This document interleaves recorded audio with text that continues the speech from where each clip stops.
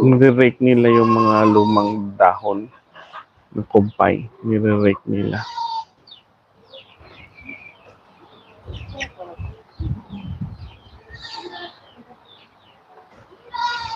Nililinis muna. Yan o, si Dako. Buntis na rin yan, no? Laki na ng tiyan. Baka next month, mga anak na yan.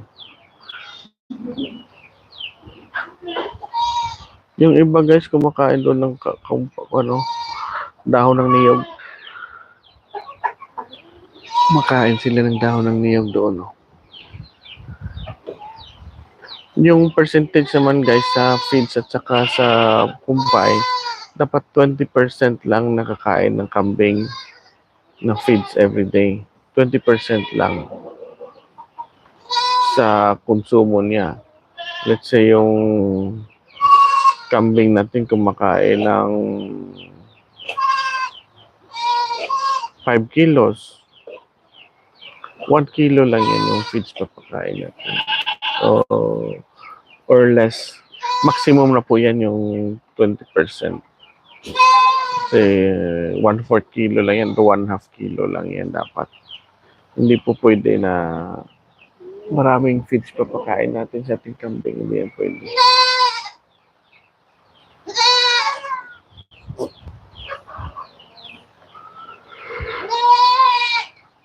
Hindi guys, no? Walang kaulap-ulap.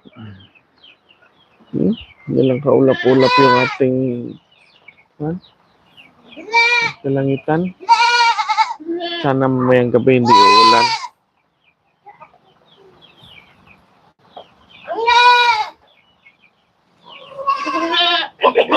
Yung si Junmar, sinusunod lagi yung may naglalandi na kambing.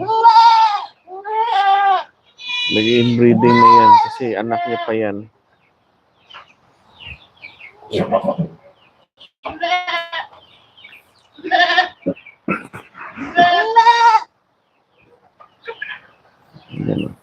Yan, nilinis siya nila.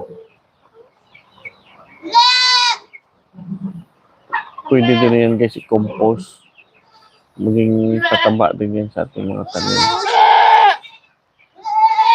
Toy, butay tubig to.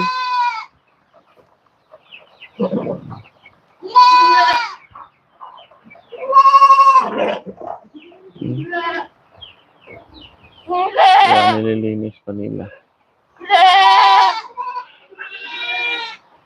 Yung mga kambing natin ang ingay na. Gusto na kumain ng kumpay. Maingay.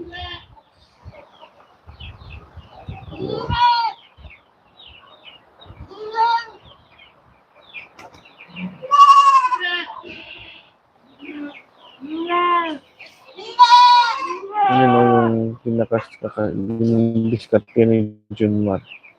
Yung brown. Upgraded na po yan. Nasa niya na yung Junmar.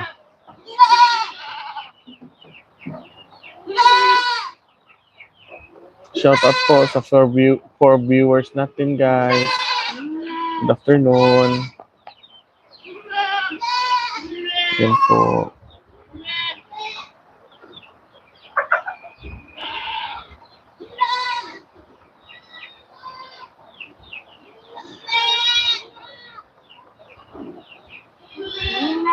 Yan, pupunta na lahat sila dyan, oh.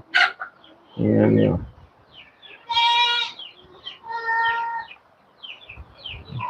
Aabang na yan sa kumpay.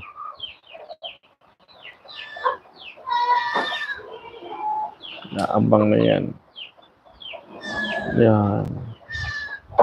Doon na sila lahat, oh.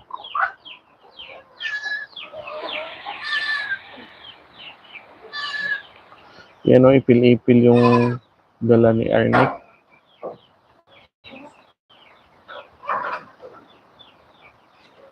Zoom in natin, guys. Yan, oh, ipil-ipil. Yan. Kain na sila.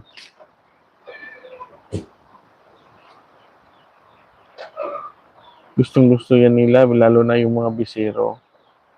Yan ang bunga-bunga yan. Ewan ko anong tawag sa Tagalog.